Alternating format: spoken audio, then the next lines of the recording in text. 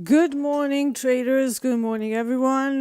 Welcome to the London session. Now, there is no London session today because of the bank holiday, so everything's bound to be quiet.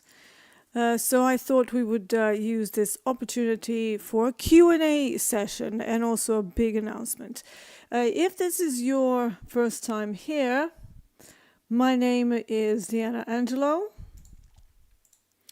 I have been trading for, almost 17 years now, and 11 years out of that as a professional prop trader for a few prop firms, both in Chicago and in London. I started off as a swing trader for the first 5 years of my career and then moved into futures after some trouble in the European austerity measures in Forex because they locked down a whole bunch of interest rates, and then the Forex markets just inevitably changed, and we've never really had the same amount of liquidity. And that's how I got to know about crude oil and about the lovely futures markets, and eventually I basically stumbled upon Topstep.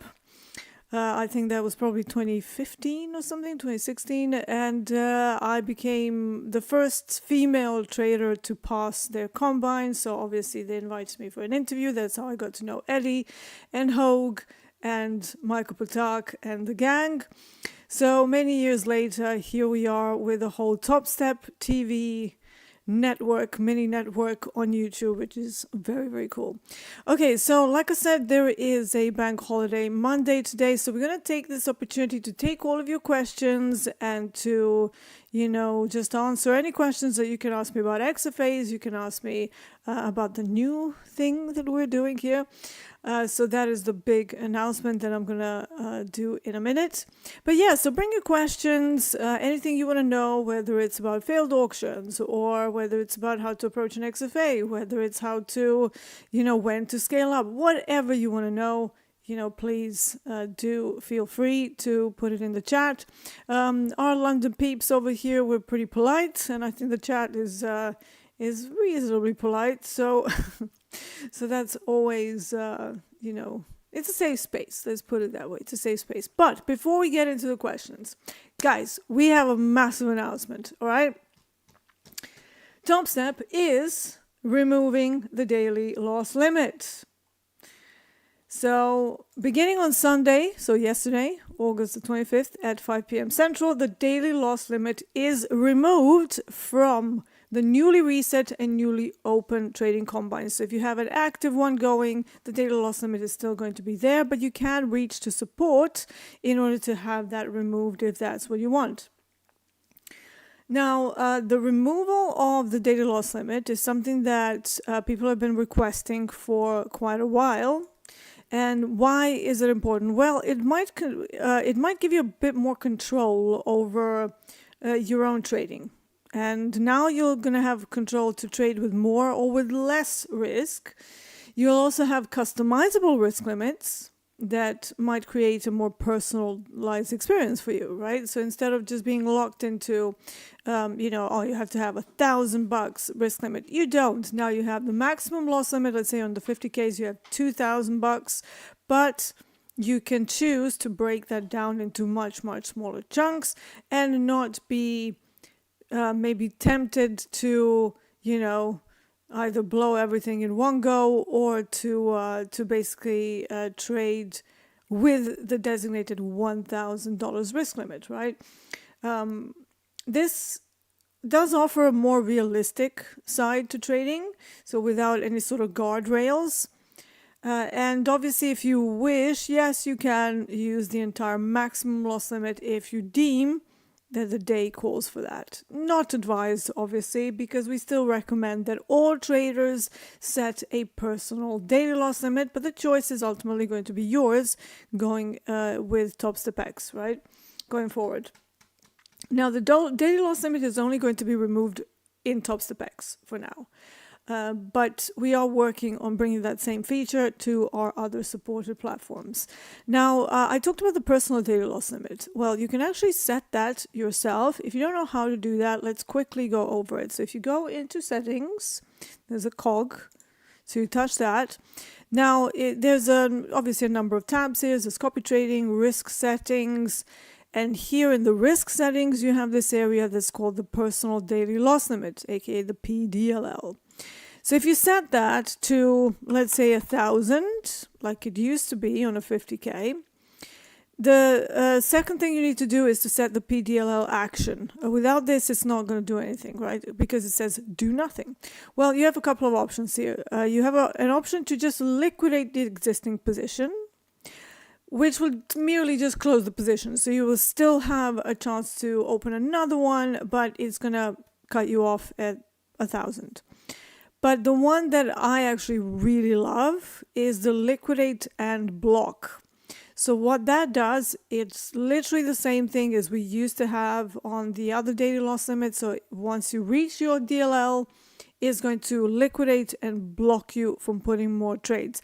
The block will stay until the next day. So I'm aware that many of you will probably already be familiar with this, but liquidate and block is a great way to just cut you off and to prevent you from losing more than necessary. And some of the things that I like to put is to always use just a portion of the assigned maximum loss limit, and that way you have, more time to complete things the next day and the next day. And I know that these days everybody wants everything right now and we want to pass combines right now, but exerting some self-control and looking at trading in some more longer time frames is very, very much advised, because it's, when you come to actually do an XFA, or even when you're trading your own personal account, there is no end. Okay, there's no end. There's no 1 day, 2 days, 5 days. It's potentially decades of you just doing effectively the same thing over and over. We come, we trade, we manage risk, we go into the next day. So this rush about needing to pass combines in 1 day or 2 days or do this, do that, to me, in my head doesn't really translate well into longevity. And that's what we're here for, right? So be sensible. Don't just go blowing your maximum loss limits. I mean, again, do what you like, right? It's your money at the end of the day. But the way I would do it is to make sure that I'm only using a portion of the daily loss limit. Because even though, let's say on a 150K combine, yes, we can use, full 4.5K, but should we? Probably not, especially not in the first few days when you're starting out. And just because you can pass in 2 days doesn't mean you should, okay? So the more time you spend doing your combines and dealing with different market conditions, that will give you a better outcome educationally, experientially, to actually succeed in an XFA. So, no prop firm, like you've seen Mick talk about certain people who are just, get into an XFA, go on a rampage of just daily loss limits. And in a few days, it's literally like 3 to 7 days, they've already dug a massive hole for themselves. So we don't want to be doing that in any accounts, whether it's a combine, XFA, your own funded account, your own live account, your own brokerage, Topstep funded account. We don't want to see that. So you want to try and make that assigned loss limit last as long as possible to the best of your ability. Even if things don't go well, you still need to be able to last longer than a week, okay? And we're not going to get there by sizing up. All right, let me have a slurp of coffee.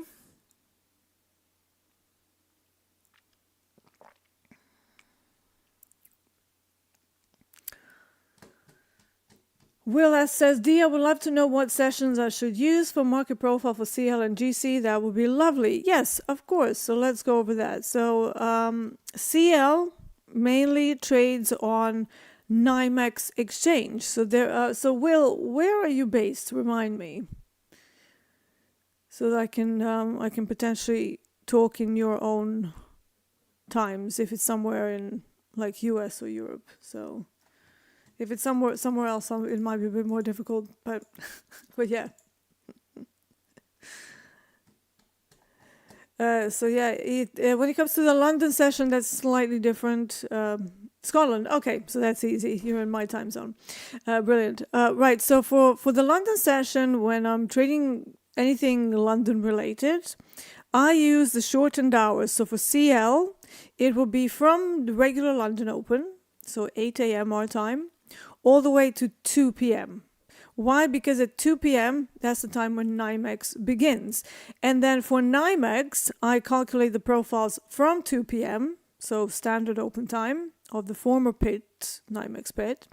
And then I actually run it all the way to 9 p.m. our time. Why? Because very frequently you can have some moves that happen right after the official closing time, and aka the settlement, which happens 7:30 p.m. So at 7:30 on Financial Juice, you will see notifications like crude oil settles at. So that is where it settles. Now, what is settlement?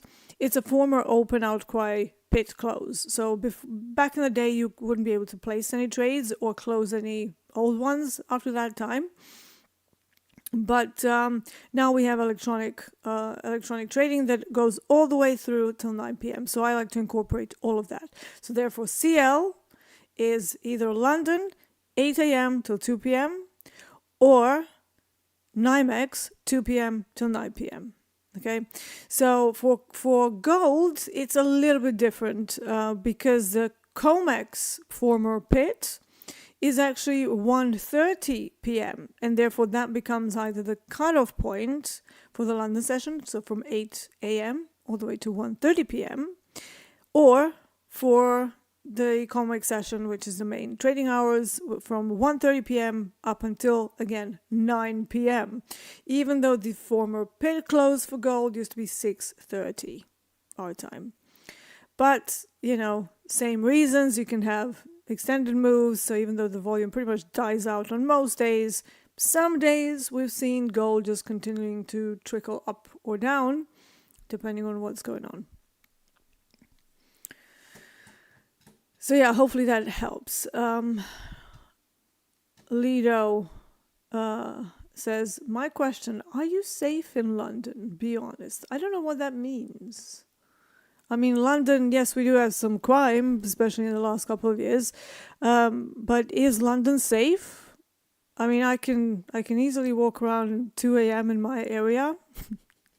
Mind you, I do live in Wandsworth and Battersea, which is pretty safe. Let me give you an example.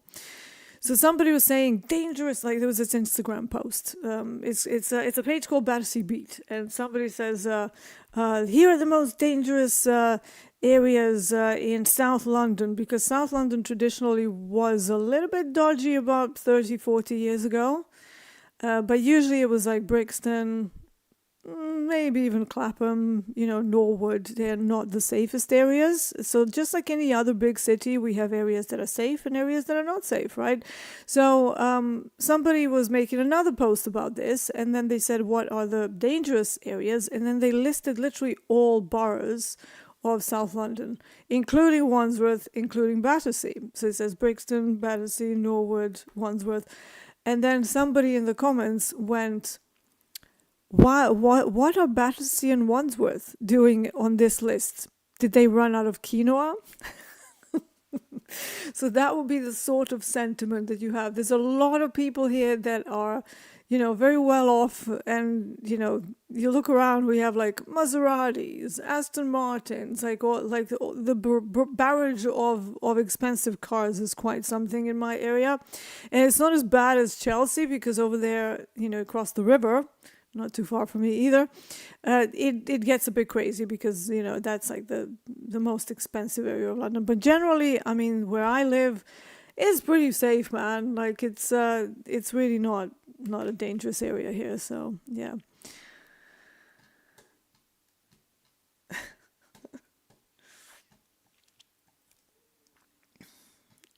All right. Croydon a little bit dodgy. I would argue that Croydon is actually not as dodgy these days, because, again, we have had this explosion of property prices going absolutely nuts.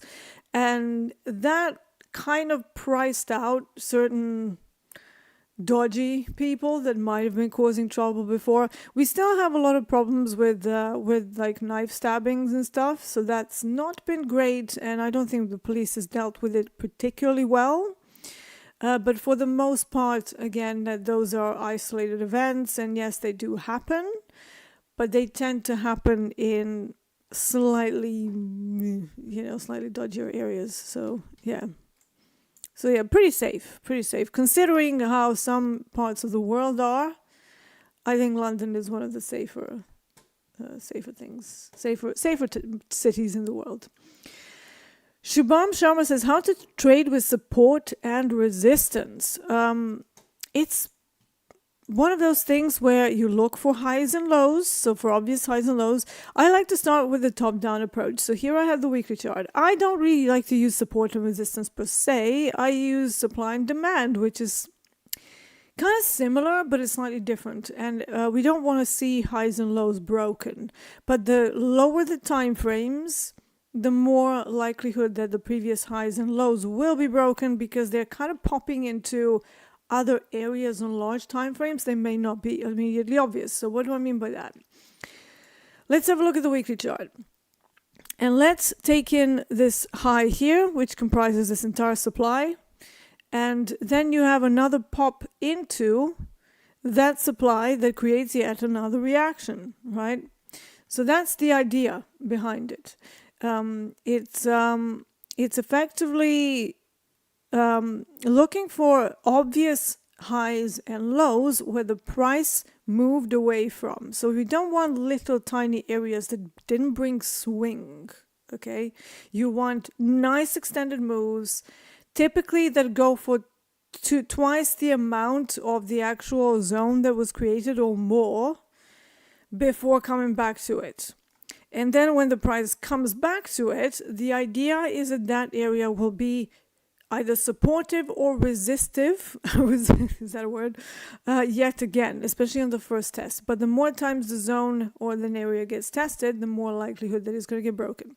Now, like I said, the lower the time frames, the dodgier this idea becomes. So you can see how pretty accurate these large zones are. Like we hit it, price reverses, we go away from it. But when you start getting down into 1 hour and 30 minutes, things change slightly. So let's see, we've gone into a bit of a reversal trend. Okay, so one area of I would say lackluster support would be down here where the NFP range was. Now, to me, this is not a quality area. It's acceptable because it was NFP range, so I'm using another contextual thing around there.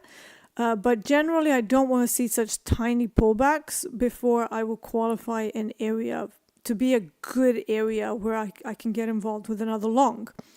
Another thing that plays into it is how much a pullback brings us before it turns around. The larger the pullback, the more probability that the zone you're looking at is going to be reactive, right? But another decent area is even lower down. So here around 73.55. Why? Because it brought a larger pullback, right? So a couple of areas. Let's do a little eclipse. So this is one.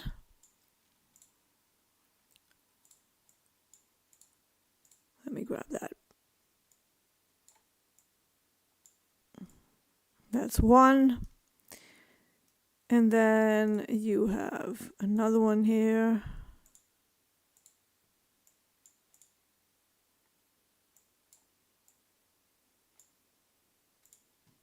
So those would be a couple of areas where I would expect to see some sort of a reaction. And this goes on smaller time frames, right? Larger time frames, I stick to supply and demand, in which case this would be a little bit different. So rather than looking for a pure low or just a high, I would actually be looking at a really big zone. And I don't want prices breaking through it. So it is a little different depending on the time frame that I'm looking at, how I expect these areas to behave. Now, if we're looking for a trending day pullback and nothing else is obvious, sometimes you can have previous area of a range. You know how Dolby likes the ranges. Well, once we broke out of that area, you might be able to look at the top as a, like, let's say we're looking for further longs in crude oil. You might be able to find an area that may act as a bounce point, like for example here. So this was Asia high. So you would look for that to be supportive if you're looking for a trending move. Not sure we're going to get that today because it's a very quiet day. And we have the bank holidays, so a whole chunk of a big exchange is missing from the markets. So we're going to have to wait for more movement when the US wakes up. But for now, we're just, analyzing things, doing questions. However, if you were looking for a trending move, that would be a good area. So 75.50 would be a decent area to get involved. If you're looking similarly, you can look for a neutral day type, like how will you use a range back then? Well, if the price returns to the range, it's very unlikely then that we're going to have that continuation. So that's some of the ways that I like to look at things. Large time frames, supply demand. Lower time frames, highs and lows, as a more traditional support resistance, with a view that we may have stop runs through them. So I'm actually expecting the price to go through some of these areas and then reverse. Okay. So hopefully that's a little bit of a, insight into how you can start using support and resistance more in your trading. But whatever you do, I will say, look for reaction from those areas. So don't just go, oh, we have a low there. D says that we should go, A is not a signal service, right? We have that disclaimer. But B, never get involved in a trade, especially not with full size, on a punt. Oh yeah, I think it's going to turn around. We're not psychic, right? We want to see whether whether the market participants are thinking the same. We don't move markets, even if you're trading, like I've traded like 180, 200, 220 lots in my career. Now we're down to prop trading firms that offer us 90% profit split, so we don't need to trade with size that much. However, even if you're trading with 10, 15 lots that Topstep offers here, you're still tiny. You're like tiny fish, nothing. Even if you're trading 100 lots, you're still tiny. We're nothing. So we need people, unless you're trading like super thin markets, in that case, you might be a little bit of a bigger fish. But generally, institutional sizes are absolutely bonkers. They're like really crazy. So because of that, just keep in mind that whenever we want to get involved, it is going to be very important that the market participants are moving the price in the direction that you want to see it in. So it's always about internalizing what you want, then visualizing what is actually happening or what you want to see, and then looking for evidence of whether that's actually happening, right? So a few ways you can do that. Like I've talked about my timing tools like 9 EMA and stuff, but you can just look at a 15-minute chart. Okay, for the most part, most people will do really well if they just drop down to or get up to the 15-minute chart, because most people are locked into 1 and 2 and 5 minute time frames, completely foregoing 15, 30 minutes, 1 hour, 4 hours, and daily. So here's the secret, right? I have daily, 4 hour, and 30 minutes at all times on my other screens. Okay, at all times. And then I might stare at a 1 minute chart for my timing tools, so typically 9 EMA and VWAP, and equivolume, which is going to be available on Topstep at some point as well, Topstep X, for a timing tool, right? But that's a timing tool. That doesn't give me anything. It just gives me an entry. For some of the other directional indicators, I look at the daily chart. It's like, where are we on crude oil? Well, clearly, we've turned away from that weekly demand that I was yapping about last week, and we're just going higher. So that gives me sentiment. It's like, okay, maybe don't look for shorts just yet. Where's my most probable area for shorts? Well, either sort of 76 would be a good area, but we actually had an NFP range at 76.27. And that's at the top of the reversal that we had some days before, a couple of weeks before. So that would be a good area. So I keep that on my chart in my line of sight. That helps me from, going too granular into the day time frame and getting lost. Now, if I look at the 4-hour chart, so let's do that. By the way, guys, if you're finding value in what's going on here, please click like, obviously click subscribe. It really, really helps us a lot when people are doing the engagement. YouTube algorithm is all about engagement. Do we want to grow this channel to 500,000 subscribers? Hell yes. So let's do it, right? And we're not going to get there without the engagement. It's just how things are. So let's press that like button. You know, don't press it multiple times. Just if you do it once, it's not going to work. I mean, it's going to work. But if you do it twice, then you're going to take away my likes. So please don't take away my likes. So yeah, if you're going to do it twice, you have to do it 3, 5. It has to be an odd number. All right. So if I look at the 4-hour chart, you will see that we still have that upward momentum, right? We're still trying to push, but we're starting to get a little bit of selling here. So now, is that going to be sustained? Are we going to sustain the short movement? I don't know. So really, I have to go down to the 30-minute chart and see what's going on there. Is the upside momentum and movement reversal still supported? Well, for now, I would say we're slowing down. How is it doing? Is it creating higher highs? Not in this 30 minutes. It did so in the previous one, which then ended with this reverse hammer pattern, right? So now, if this reverse hammer pattern stays, I'm going to start doubting whether the upward momentum is still happening and whether maybe it's time for a bit of a mean reversion down to VWAP. But those are all just sort of timing tools and directional indicators that give me the overall sentiment. And it does help to keep all of those in your line of sight at all times, because I think that it leads to better trading decisions rather than getting locked in and they're just going, wow, blinkers. So yeah. Good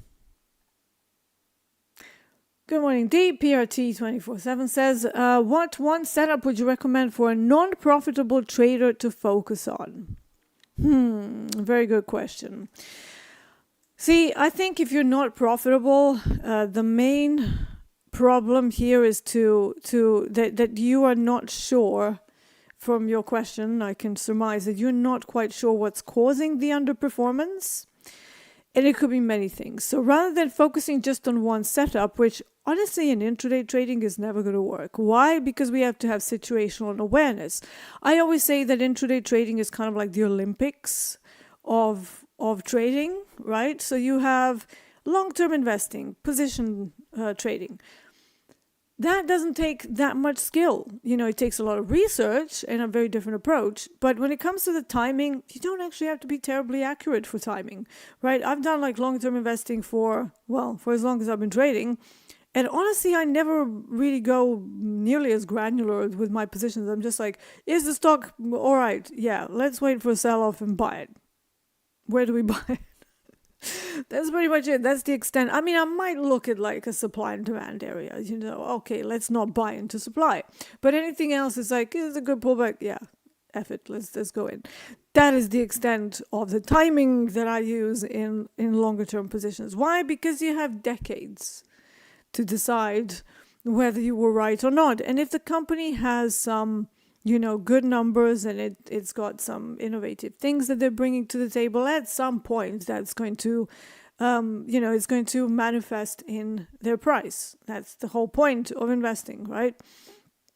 But intraday trading is so sensitive to any inconsistencies that you have. So rather than me sitting here and going, hey, focus just on this setup, I can't tell you that. I don't know enough about your style of trading. So I can't look at your stats and go, hey, this was the setup that's worked for you over and over.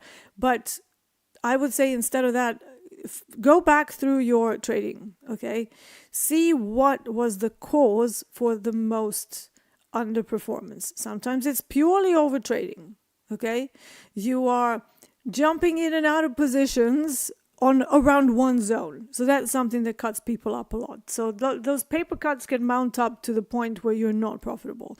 So let's say hypothetically that we have an area that we're looking for to buy. So 30 minutes, let's use the Asia range.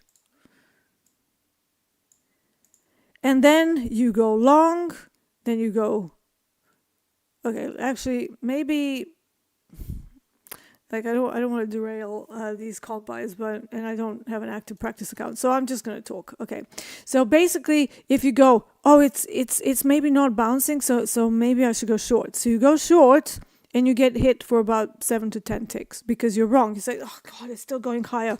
I'm going to exit, and then you're like, oh, it's not going higher. Maybe it is going higher. Is it going higher? And then you start doubting yourself and you start doing that on the chart. So you're going long, then you're going short, then you're going long again, then you're going short again. So first step, decide what you want to be at a particular level, a buyer or a seller. You can't be both, okay? There are very few times in trading where one area is going to be like a line in the sand with let's go short or else if that level breaks down, okay? Not all levels are like that, right? So right now, what's happening here, we're getting a movement away from that area. So what am I saying? I want to be a buyer at the break of 75.66.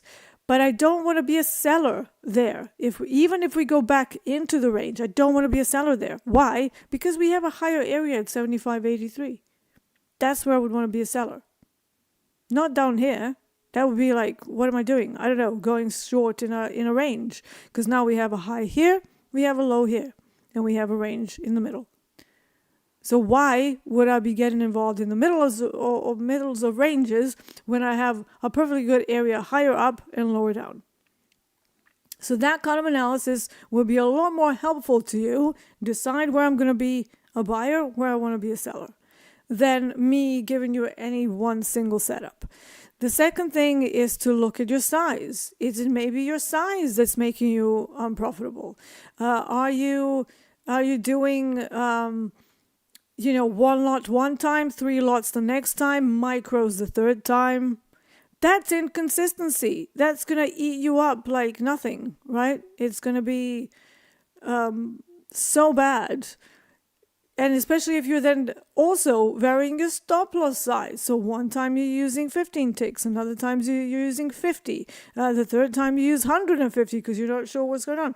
And then every time you get hit by a different amount. So try to be more consistent over your losses as well.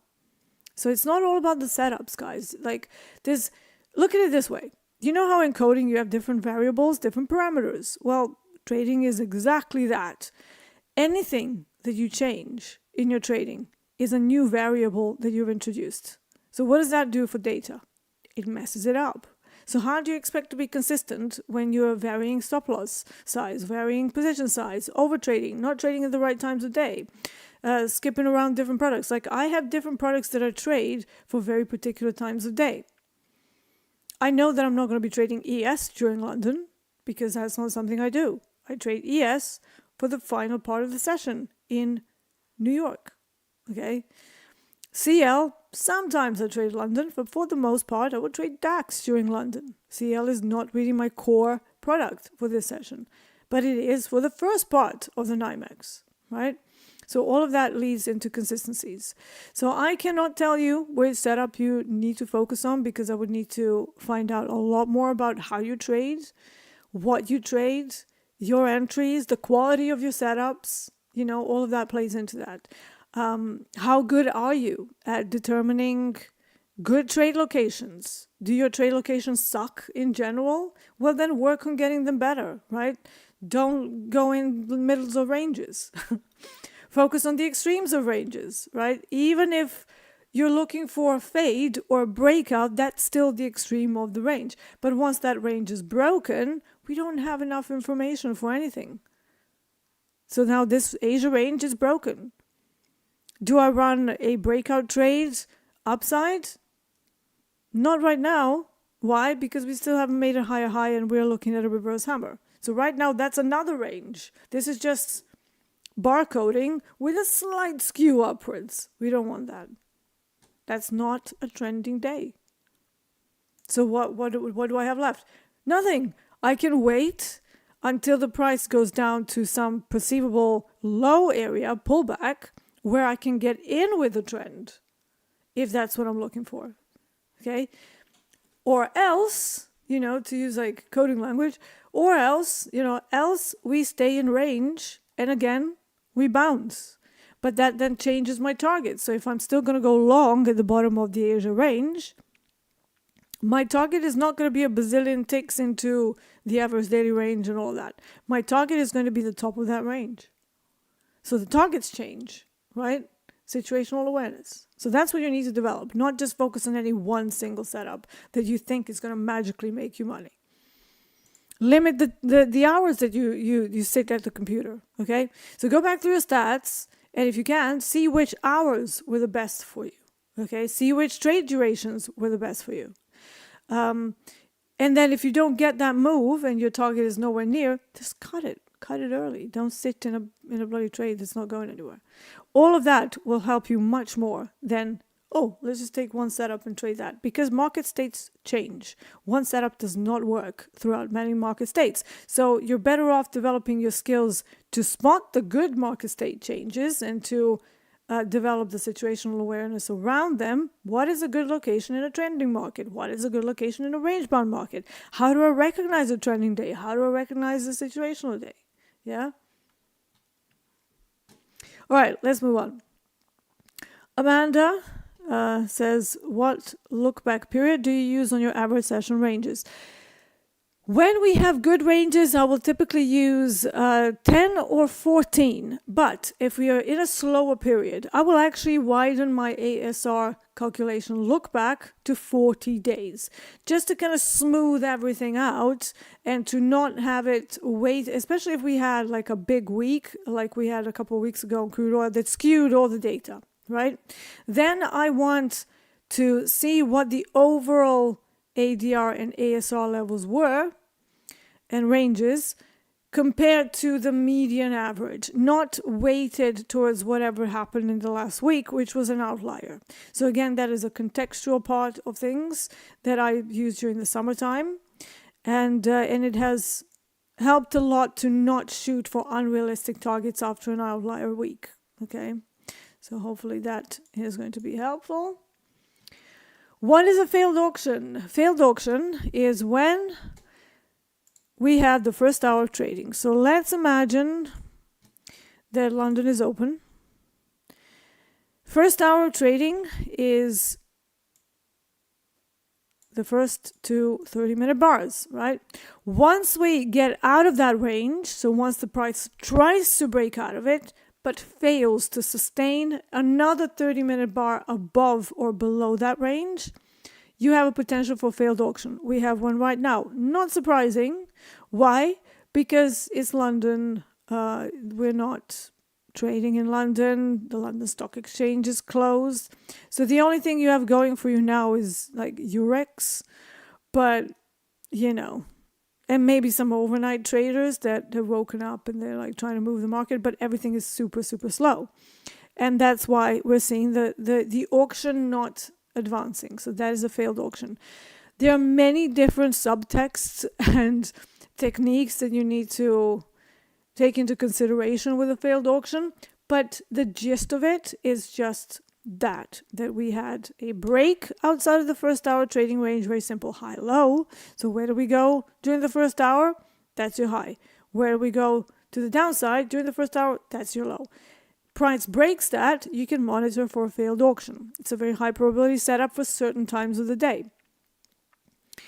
So if you get a failed auction, the target, all else permitting, is the other side of the initial bounce. So wherever it came from, that's your target.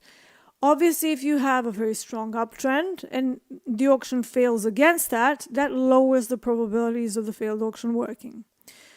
On crude oil, the later it gets in the day, the less probability of the failed auction fully working. So then you can look at partial failed auctions, Like right now we have a potential for partial failed auction against the larger trend, right? Is it going to go the whole hog? Maybe.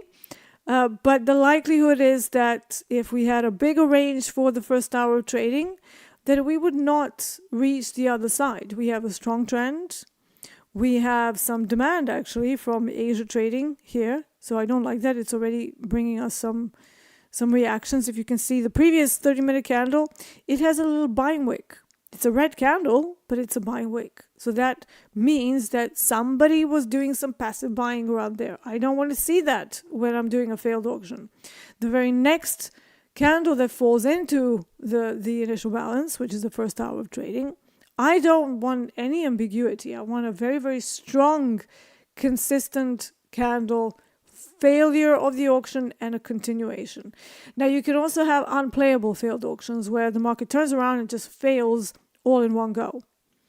That is usually the first sign of a range-bound day, because very rarely does a big move that jumps all the way to the other side that took an hour to create, that doesn't lead to more trending moves. In fact, I would be looking at that as a potential for a fade back the other way. So range-bound, barcoding.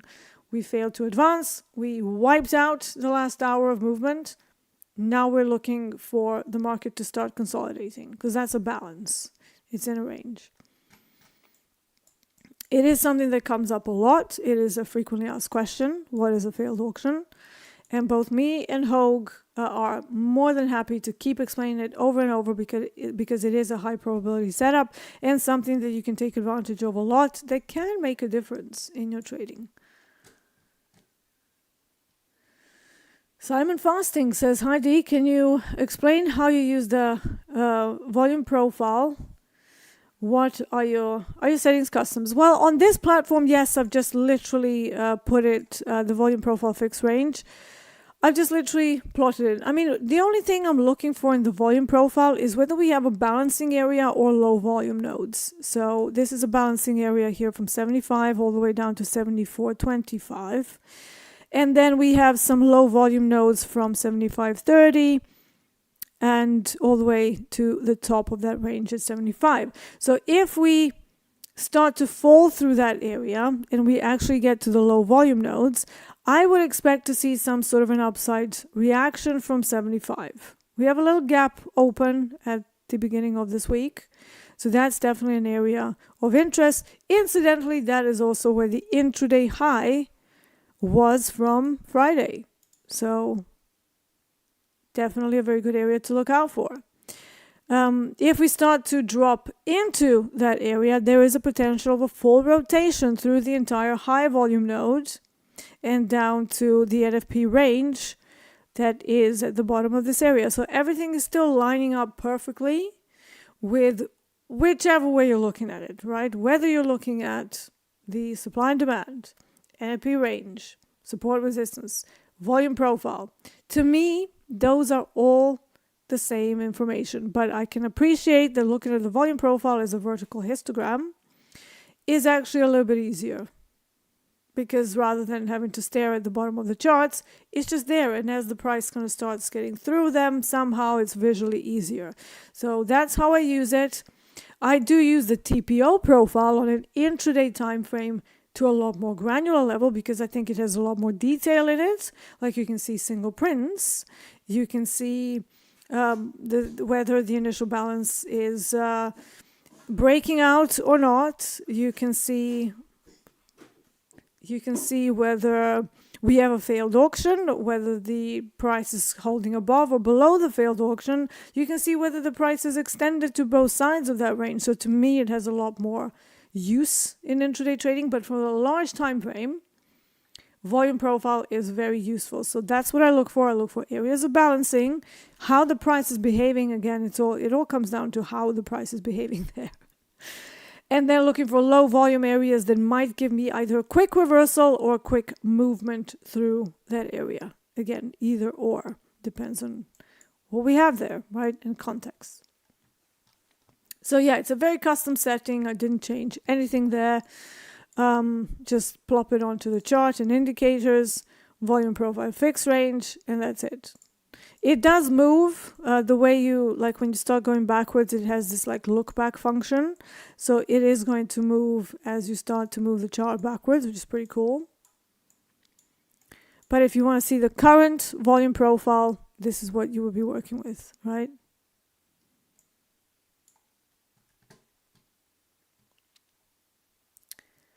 Yeah, so I wouldn't, it ties into the next question. So hi Dee, can you explain how to use the volume you have on your screen for entries or levels? So I don't use it for entries, right? I use it for situational awareness. So how is the price behaving on the way down to it? Let's say we're looking for this low volume node to give us a further move upside, because contextually that would be the correct thing. So, you know, we have crude oil that reversed on the daily chart. So let me remind you once again, we had a weekly area of demand. Okay. We tried to go into it, rejected it, then had another sell-off, and then now we're definitely tracking above it. Here we go. We had an inside bar reversal and then a jump away thanks to LFP on a Thursday, and then a continued move on a Wednesday, and then on a Thursday we had a massive push higher, and then Friday just continued that to even like more aggressive degree. So now we're looking at a reversal. Does it now make sense to keep going up? Well, we don't have anything else. We're about to have a crossover of this 21-day EMA and VWAP, overnight VWAP. That is a very strong signal to me. So if we don't manage to go lower, I'd be looking for another update today, right? Which is why if you drop down to a 30-minute chart and low volume profile on a low time frame, looking for a low volume area where the price can just dip into and come back out of it is not a bad choice. So if I take one of my rectangles and just go, okay, this was what I'm looking at, and then just extending that all the way to the other side to see whether we actually had any obvious areas of reversal. We did. This is the Friday high. So that's definitely an area 75 even is definitely an area that I would be considering for longs based on both volume profile, but also just pure highs and lows looking at the chart, just a regular Plano chart.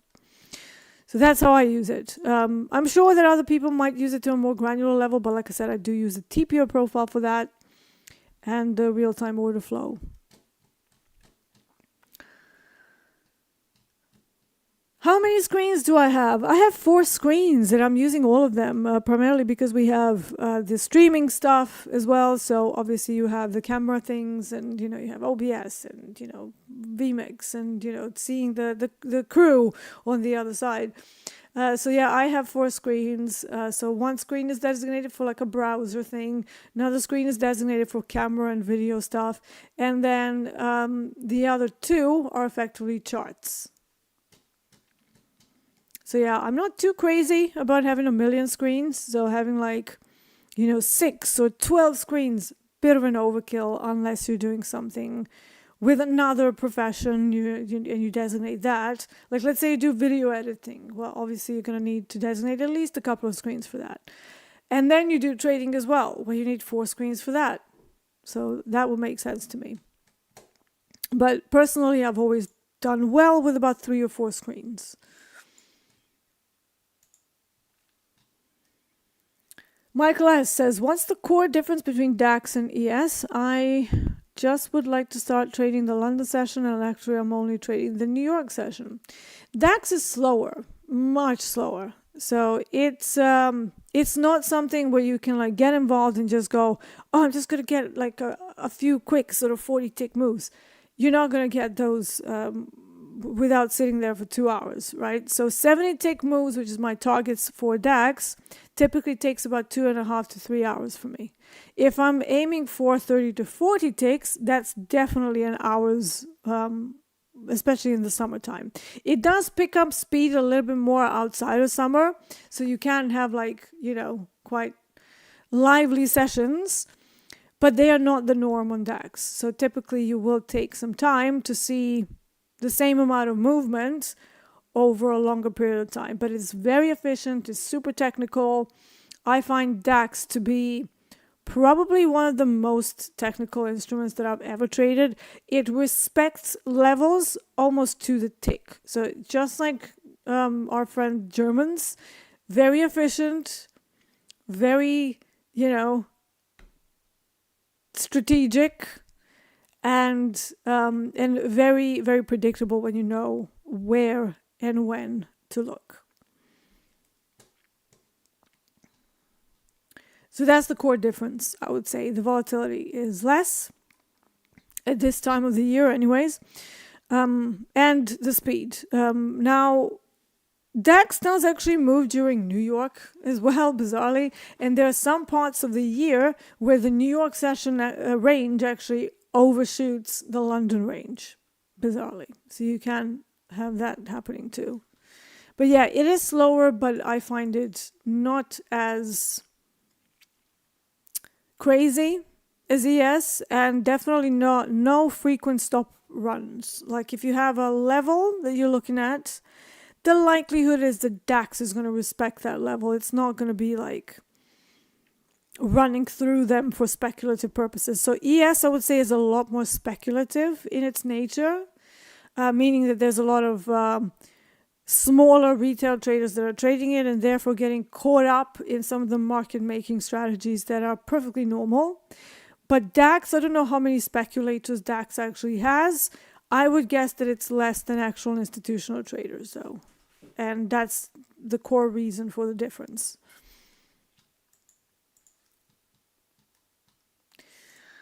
All right. Jayhawk says, hi Dean, YouTube. VWAP, is it like a moving average from where we expect the price to find support or resistance? Sort of, yes, it is a volume weighted average. So just like a mean average, but we have a volume component inside it as well. The difference being is that, again, contextually, it can be a good bounce area, yes, but sometimes on a range-bound day, you have no business entering at VWAP because it's going to be more of a target on those days. And that I actually did a whole mini series on my YouTube channel, which is free.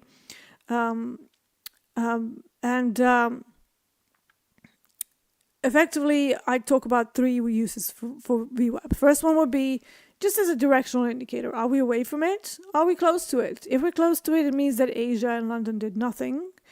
And ideally, you want to wait until we unglue ourselves from VWAP to get better trading locations and better trading opportunities.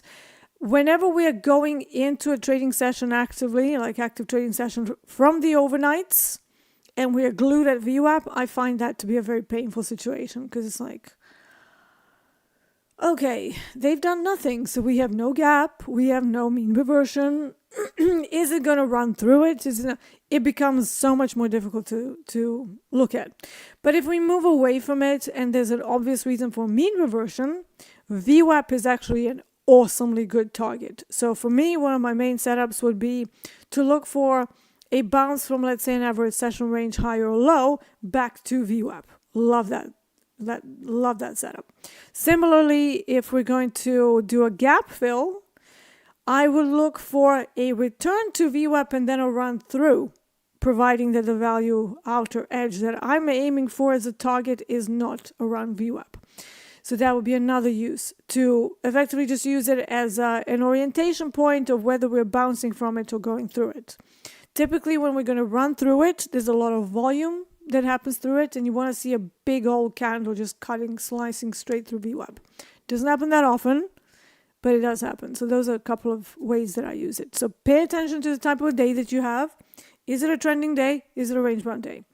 If range-bound, use VWAP as target. If trending, you can use it as a bounce point. But there are many other ways to use it. You can anchor it to different things. I don't do that. I just use the overnight VWAP. For me, overnight VWAP has worked the best to give me the contextual outlook that I look for. Desmond Mensa says, how do I identify gold price levels without Fibonacci retracement on the chart and relationship between volume and price level, chart progression for each level. So what are you asking me? How do you identify price levels without any references? Because we're at new areas. Is that what you mean? I still use my average daily and session ranges because they are not necessarily glued to the previous price range. It's a previous range of expected movement, but they can absolutely be plotted at new areas of highs and lows, right? So for example, if we go to the gold chart, if I can ever find my mouse pointer, there it is. And I made it like big and purple so I can really see where it is. Still not happening. Right. So for me, if I'm going to analyze gold, I still have my average daily range all the way up at 25.77, and we have nothing there, right? So for me, that's the average session range. So for me, this still has a lot of space to go higher. I don't use Fibonacci, but here's something interesting. Tomorrow, I'm having Francis Green, the former football player, and now a Topstep trader. He's going to be joining me for the London session. He uses Fibonacci a lot. So we can ask him how he uses it in this situation on gold. I know that he trades NQ, but maybe we can, get him to explain to us on an instrument that has broken all-time highs and how he uses it. Because frankly, I don't use Fibonacci at all. But whenever you are at new levels, there are a couple of ways to do it. Yes, you can use the Fibonacci extensions. B, you can use my average daily and session ranges. And C, you can use measured moves. Now that will be my choice. Okay, measured moves. What do we have? So we had a high that was established at 25.54.5. Then we had a pullback. I mean, you can look at this as a pullback as well. But just let's be a little bit more sensible and look at this one. So now we're working with...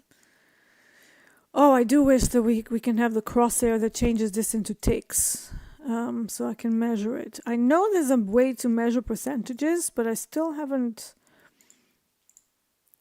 managed to find a way to just easily... Is this it? Maybe a ruler? Maybe a ruler. Is this it? Maybe this is it.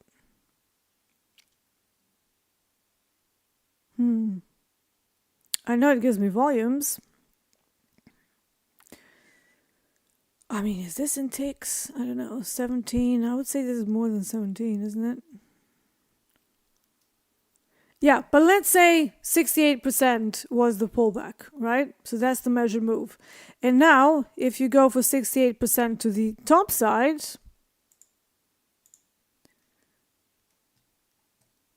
let's do that again. So from the high all the way up, measured move, 68%. Where does that bring us? 2571.6, let's say. That's where it brings us. So that would be your measured move. That's my preferred way to look at things that don't have anything going for them. ADRs and ASRs, which are irrespective of previous highs and lows, but does plot a range depending on where the current day's low and high are being plotted, right? So as the day is developing and as we make more higher highs, that's going to keep plotting until that number gets exhausted. This is where my average session and daily ranges are very different from most things that are out there, and we've tested these to death. So the only difference would be, for me, is whether contextually that makes sense or not. But now you can use measured moves as well. So you add measured moves to your average daily and range levels, and then you see whether that matches up. If yes, you have your sell and buy zones. So to me, that's the simplest way to look at something that's broken out to all-time highs, and we're just kind of in no man's land now. So hopefully that helps. So Desmond also continues, gold appears to be failing to cross 2560. I would not say so, because we still have a higher high on the previous 30 minutes, and this is an out of hours session. So this is just pure low volume zombie rally on gold. Okay, we have no London. There's nothing. There's no volume here, and this is a zombie rally. It's anyone's guess what's going to happen, but on a low volume, there's a saying. Old Pitt saying, never short a quiet market. Okay? So one very, very big thing. Don't go against higher highs, higher highs, higher highs on a low volume. Maybe things will change once we get the COMEX open, once America wakes up and starts to place their trades. That changes things. But for now, this is a no-go zone. Because zombie rallies means prices just drifting upside into no man's land. And they're not really reacting to anything else. They just drift. Bernie of Trading says, hi, Coach D. Does Topstep plans to offer Urex market trading in the near future? Yes. So if we go to the feature voting, and if we look for Urex, there is this one planned. So Urex, add Urex products to Topstep. It's been upvoted 83 times. If you want Urex, upvote this, guys. So upvote the posts with 83 upvotes. So if you go and act as a community, come on, we can do this. Anyone who wants this, we have, quite a few people watching here. If everybody upvotes this, it's already planned for November the 1st, but obviously the more upvoters we have, the quicker we're going to get there. So right now, the ETA is November the 1st. So about a month out, just over a month out. But maybe, just maybe, if we really upvote this, maybe they're gonna give it to us earlier. And obviously there's a whole bunch of other posts that, that are similar. So yeah, let's do that.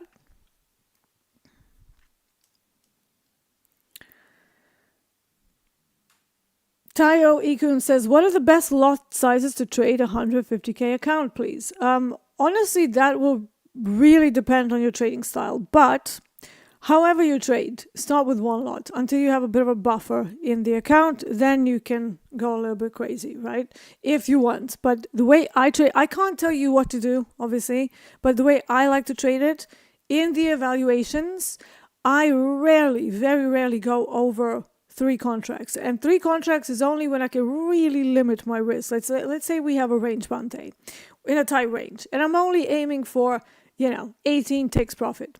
If I can limit my risk to like 7 to 10 ticks, then I will size up to like 5.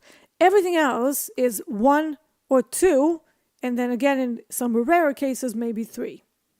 So trading 5 lots to me on a combine is just madness. It's a sure way to get to a reset very quickly. So yeah, 1 and 2, plenty, right? Especially if you're somebody who trades more than 1 or 2 contracts, one or two trades per day. Most of you do, okay? I've met very few people who only trade once or twice a day. If you're someone like me, I'm a generally pretty active trader. I trade between 5 to 9 trades per day on a lot of the days. Am I then, am I supposed to be sizing up? Not in a combine.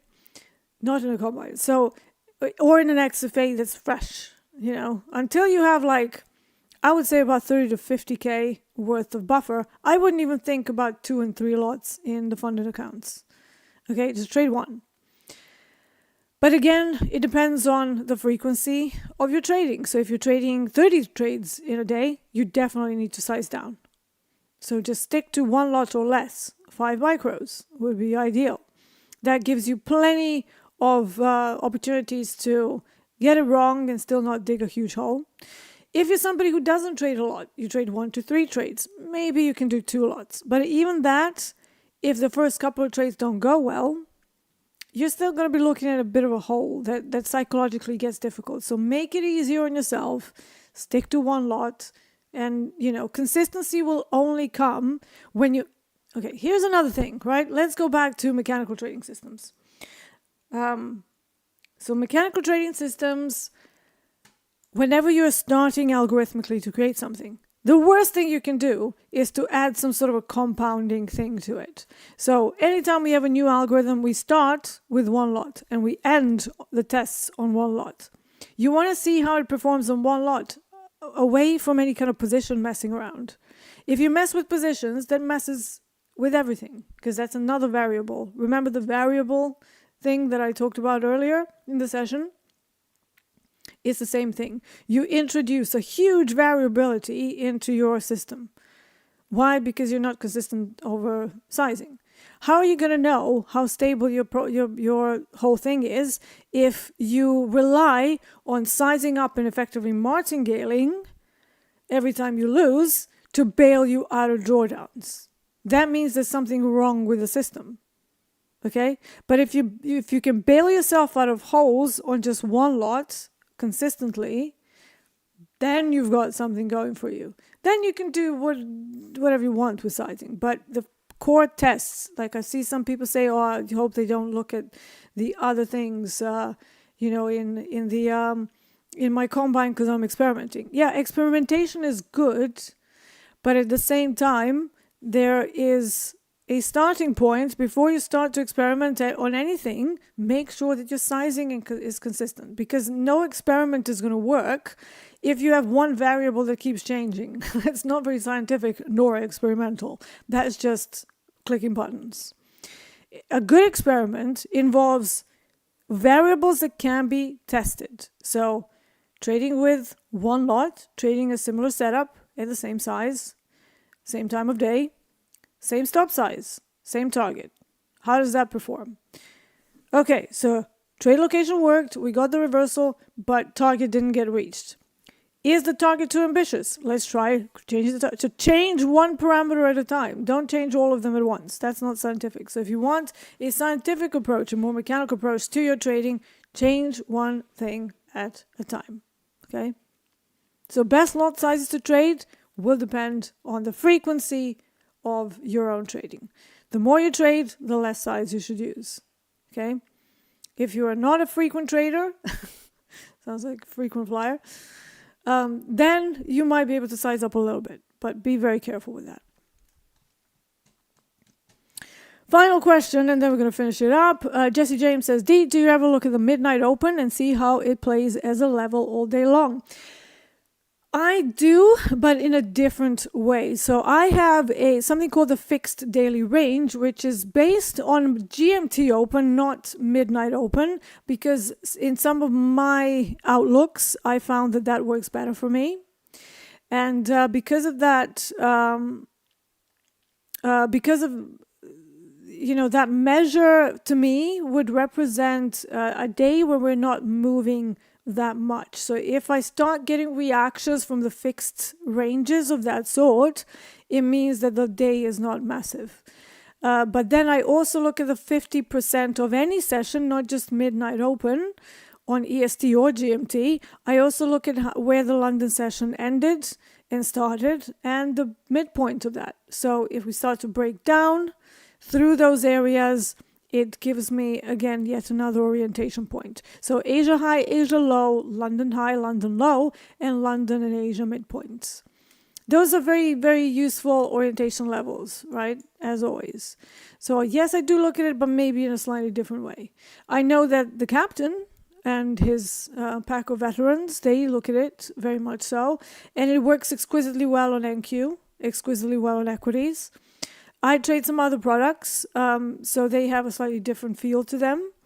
And for me, my approach has worked a little bit better for those instruments. But on NQ, it's amazing how well it does to bring you some opportunities. Like, let's say that there's a very high chance that the midnight open is going to get tested at some point of the day. So similarly to like point of control from yesterday, right? If we open somewhere not too crazily far away from point of control from yesterday's TPO profile, there is an 80% chance that at some point of the day we're going to engage with it. So it's the same kind of thing. It's the stat-driven data. It's a very useful measure. If you trade NQ, go nuts. It is definitely great. And obviously the captain is amazing. I'm going to try and get him over here after Labor Day. So we tried to get him in here last week, but some schedules kind of changed around. And now we're looking at bringing the captain for an extended London session where he will be talking about his approach and how you can use all those levels over an extended session. So I'm going to do my regular 1 hour, and then we're going to have him on for a full hour after. But yeah, to be announced, right? TBA. Right, guys, I think this is it for today. So we went a little bit over, but I think it was worth it because we learned a lot of new stuff. Again, be very careful with this removal of the daily loss limit. Don't go completely nuts. And, be sensible. Use the PDLL, so personal daily loss limit, as your new way to limit your nutty behaviors. And let me see what we've got. So obviously we have new programming. We have started with Nick Fortick last night. So every Sunday at 4:45 p.m. Central, we have Nick Fortick doing his lovely analysis. We then have Dakota doing his slow market session every, Sunday to Thursday, I believe it is. So 7:30 p.m. Central, Sunday through the entire week. We've also added At the Buzzer with Coach Jay, Monday to Friday at 3:15. Read, Dee, read. I need some reading glasses, by the way. 3:15 p.m. Central. So At the Buzzer with Coach Jay. He is so good at volume analysis, like amazing. I love working with Coach Jay. He is always someone who brings a fresh perspective to how we're looking at the markets. And what I love about him is that he's probably as systematic as I am. So he's like, whenever we're bouncing thoughts together, it's always like, yes, that's what I'm thinking. Oh my God, like you just read my mind. It's unbelievable. Like I have that with Hogue, and I'm so happy that Jay is there now to add to all of that. It's just mind-blowing to me. It's like being on the same wavelength with someone, And then we have the London Open with myself, obviously Monday through Thursday at 3:30 a.m. Central. That's it for today. Be here tomorrow for the London Open. Well, not London Open, 9:30 a.m. when we usually look for setups. Francis Green is going to be joining me for a chat about NQ during London. So we're going to learn more stuff tomorrow from Francis. And we're actually going to get to see how he actually approaches his analysis for his main session, which is London. So be there or be square. Until then, enjoy the rest of the broadcast. Jesus Christ. I'm going to learn to speak one of these days in the morning. So bear with me. Enjoy the rest of the broadcast today with Fast Markets and the rest of the gang as they cover the main session. I will be here tomorrow again with Francis Green. I will see you then. Take care.